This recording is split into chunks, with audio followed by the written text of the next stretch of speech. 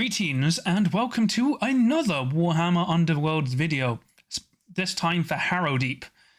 Once again, I'd like to thank Games Workshop for providing this to review for free, especially as they sent it out early, so I managed, earlier, so I managed to have more time to play around with this. So once again, pretty much thank you. It was really cool. And also, I always try to be honest, constructively critical, and impartial. And yeah, just remember to like and subscribe as well as comment as what have you thought of today's video and what you think of this Rivals deck as a whole. So yeah, this is technically the first Rivals deck for Warhammer Underworlds. Officially, it's the second because the Silent Menace was changed into a Rivals deck. But this is the first Rivals deck we've seen for Warhammer Underworlds. So what is a Rivals deck? It's a deck of 32 universal cards, which you can play as a deck in Rivals format, or use the universal cards for like championship play to build your deck. What do you call it? Silent Menace was terrible in terms of as running as a deck. It had some really cool cards that are very good and I think are still being used today. But as a deck, it was terrible. It kind of, part of it like went against what I wanted to do. One part was buffing playing as an elite warband, but then another part was buffing you playing as a swarm warband. So it was kind of mixed in what I wanted to do. So it'll be an interesting look at how this Rivals deck works as something designed to be its deck, or be a deck on its own, basically. So we'll see the synergy of that.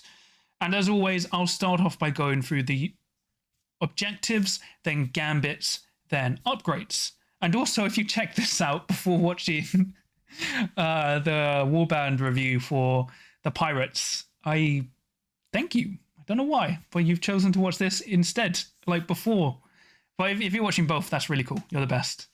But yeah, that's pretty much it. Let's get on with the cards, because this is going to be a nice short one, because there's not much to talk about.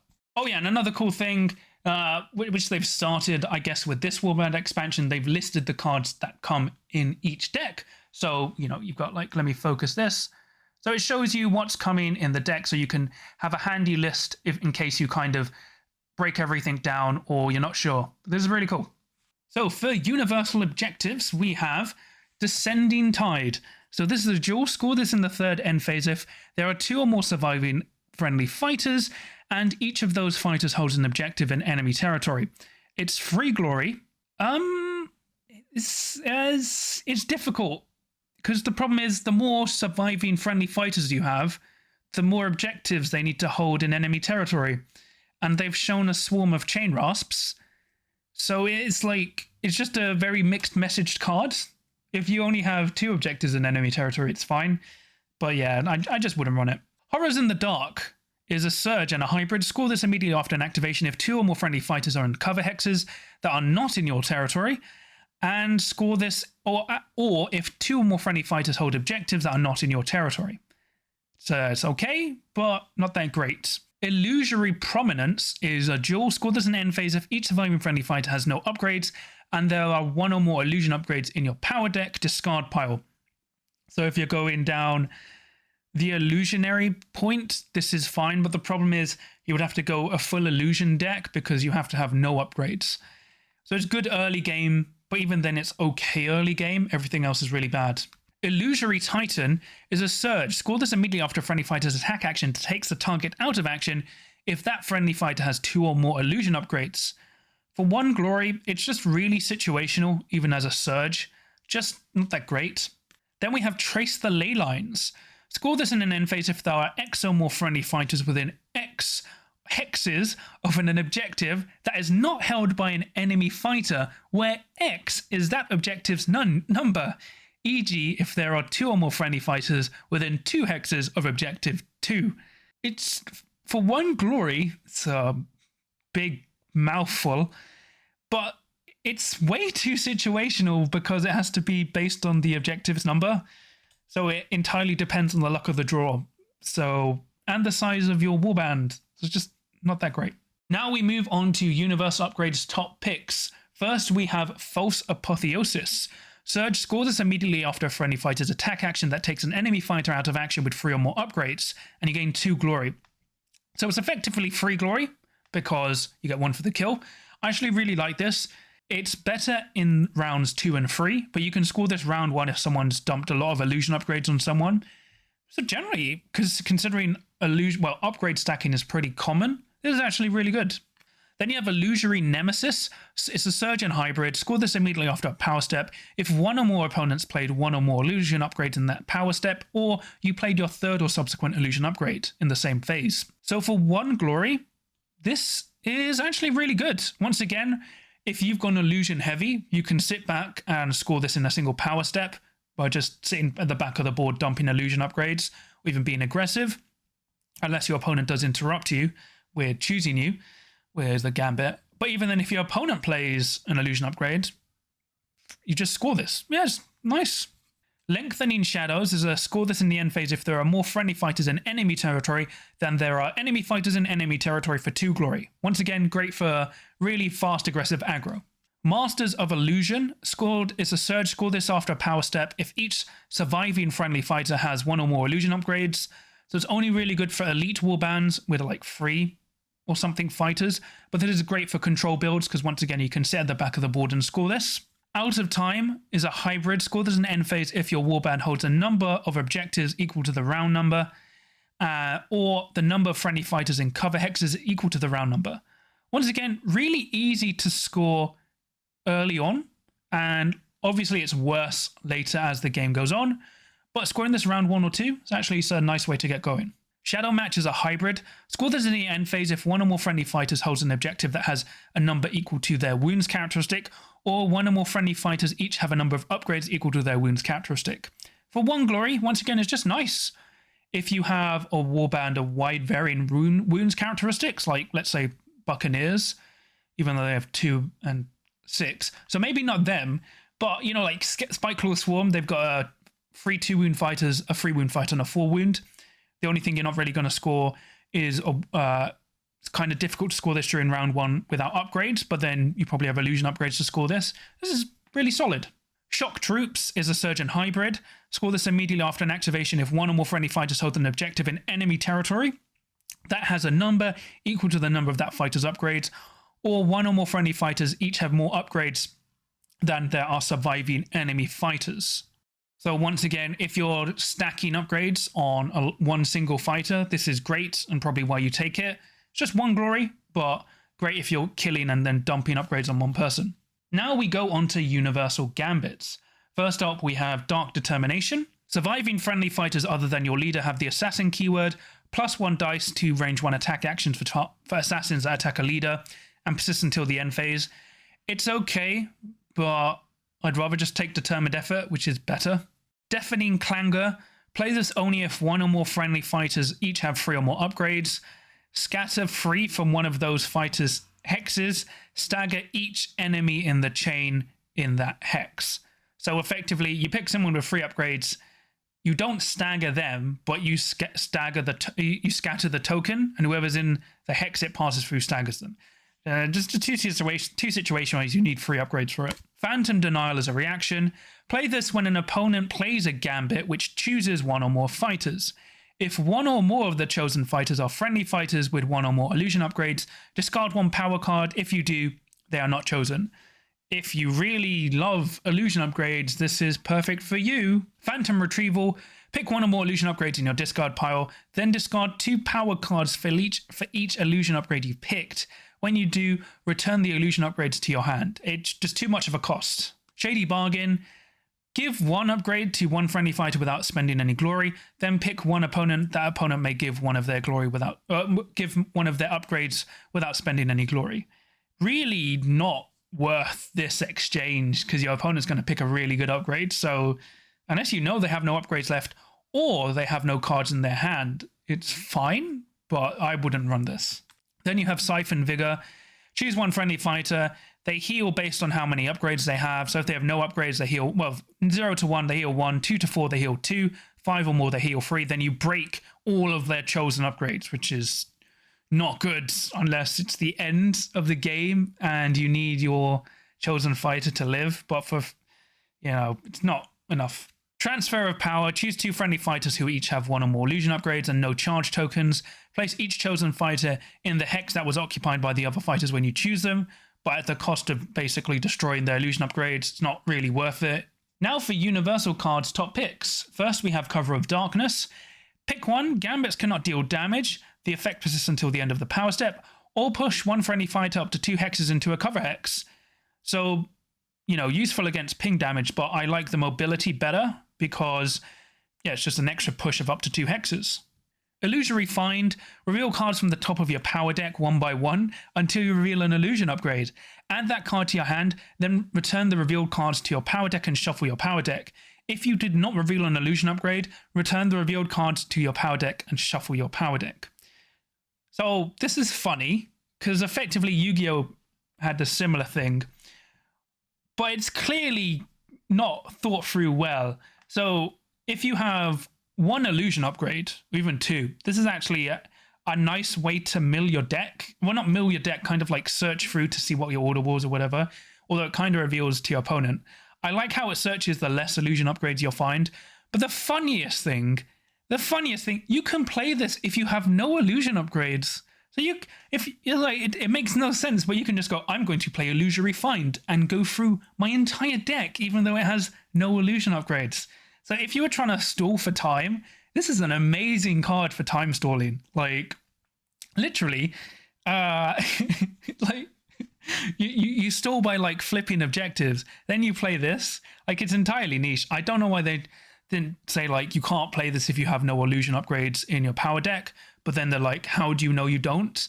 So yeah, you can kind of stall time with this as well if you want to, which is just weird. It's encouraged. Phantom Advance. Push each friendly fighter with 1 or more illusion upgrades 1 hex towards the nearest enemy fighter. It's good if you're playing illusions, because the cool thing, it pushes without choosing you. So this is only for if you're running illusion decks. Now we go on to universal upgrades. First we have Bloodrack Mask. It's an illusion upgrade, so this is the only time I'll go over illusion. So you play it for free. It breaks itself at the end of the action phase, or when this fighter is dealt damage or chosen by a Gambit.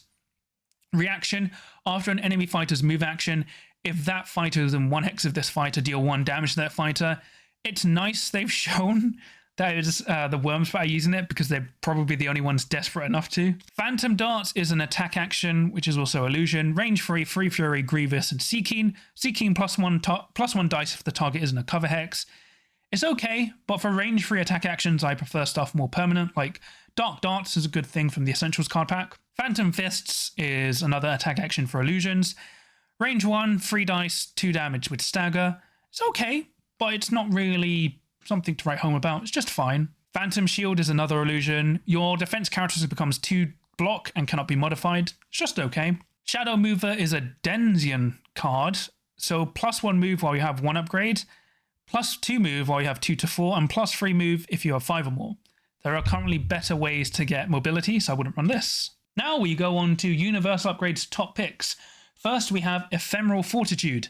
This fighter has a wounds characteristic of 4 in rounds 1 and 2, and a wounds characteristic of 2 in round 3. And then their wounds characteristic cannot be modified. So once again, you know, you've got a really lot of nice builds for weaker warbands in terms of weaker wound characteristics.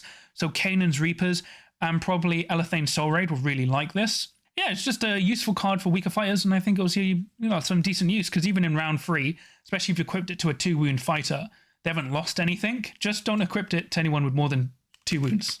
False Presence is an illusion card. When this card is broken, if this fighter is on the battlefield, place this fighter in a starting hex in your territory. So the way I see this is kind of like, it's how we played in Shadespire with, or what do you call it, like Illusory Fighter. So what you would do is you would charge, kill someone, and then go, cool, your opponent's like, I'm going to kill your leader now, or whatever. And then you teleport back to your own territory. So you can charge in and then choose your own fighter with a Gambit to pop them back in your territory. Obviously not great if you don't want your opponent to abuse this, but you're using this to abuse it yourself. So I think it's really good. Illusory Form is this fighter is on guard. And, even though it's an illusion upgrade, just being on guard, even for 1 round, super strong, no downsides apart from can't be chosen. But yeah, really nice. Then Phantom Spear is range 2, 2 dice, range 2, 2 smash, 2 damage with Cleave. And it's the only illusion upgrade for attacks I rate really well, because it's range 2, so you can get a lot of usage out of it in a single round. And it's just solid, yeah. Weapons Master is +1 damage to this fighter's range 1 and 2 attack actions, while this fighter has 3 or more upgrades. It's okay. I mean, probably we'll see use in Voltron builds, which is, as you know, like just upgrade stacking, which is the only reason it's really good. Otherwise, if you're running it in general, it's not great. But if you're, as I said, building a warband where you're just going to stack everything on one fighter, especially if they're going to be a melee monster, then Weapons Master is pretty good for that.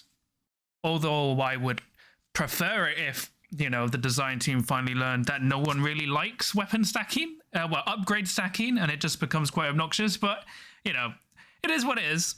For my overview for Illusory Might, I'd say it's better than Silent Menace. It's using illusion cards better and it has a better theme. My problem is that it still has a lot of rubbish cards, unfortunately. Like, they're just way too situational or just not good. So if you're a Shadespire or Nightvault warband hoping for a more usable deck in Rivals, it is more usable. You'll probably still lose, but not as much as using Silent Menace. So it's better in that regard. There's some okay key cards, nothing essential, I would say. It's fine. It's okay, as I said. For my pros and cons, for my pros, it actually has a proper theme this time. It's based around illusion upgrades, and you have a lot of cards that support playing illusions, as well as oddly some anti-illusion tech, which is strange, but it has a more cohesive theme, and it's generally a better deck. Is it a functional deck? Technically, kinda, yeah.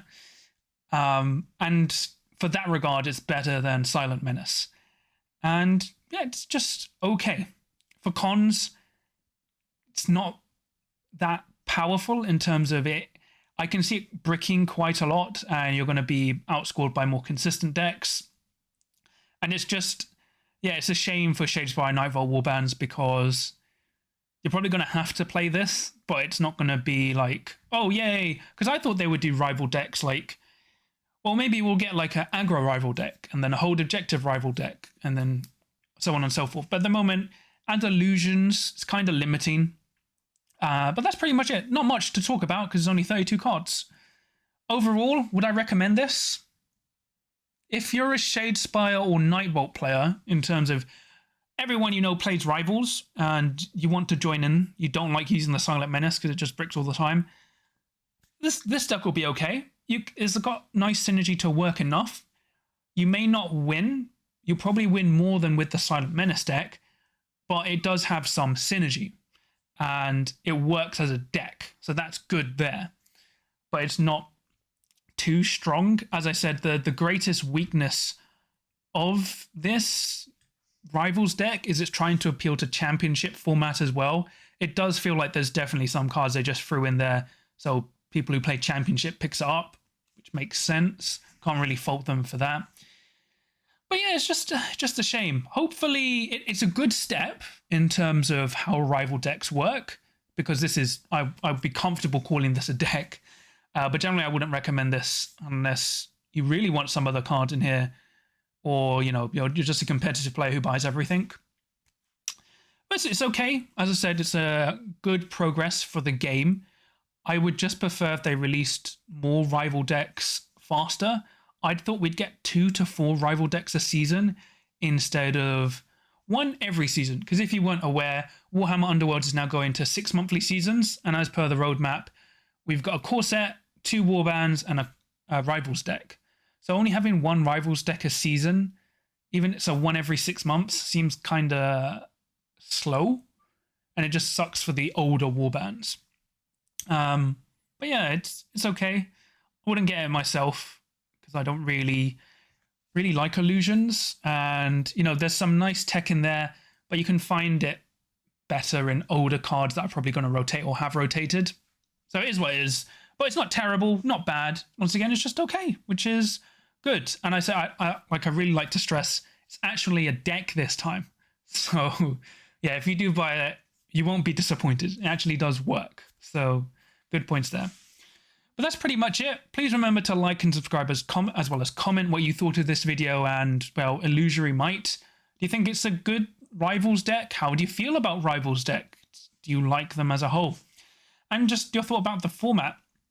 But yeah, you know, nothing really else to talk about. It's fine, fine rivals deck. Weird, just weird. As I said, yeah, I thought they would do like an aggro deck first, then maybe like, you know, hold objective, something more like that. Because I've been speaking to a lot of players who play like Magic the Gathering, and even when I play other card games now, their decks are, you know, you buy a deck and it's not amazing, but it's still, it can work as a deck, and it's not as competitive as normal decks, you know, that you can build, but it still works. So if you're playing someone like just a deck v deck format, you could have some fun and you go, oh, you know, that's kind of narrative. So they've kind of followed that route. It's just a bit too weak. And I don't know how they'd change that, because the problem is if you make some of the cards really good and this work as a really good deck, you can have the problem in Rivals where everyone is running this deck. So you have this weird proportion where you've got people with individual rival decks, like their warband decks, and everyone just running one Rivals deck, you know? But that's pretty much it. So I hope you enjoyed my return to Warhammer Underworlds, as well as my look at this illusory deck. Always remember, no matter how shady and dark Underworlds may get, illusions won't stop you from rolling a crit.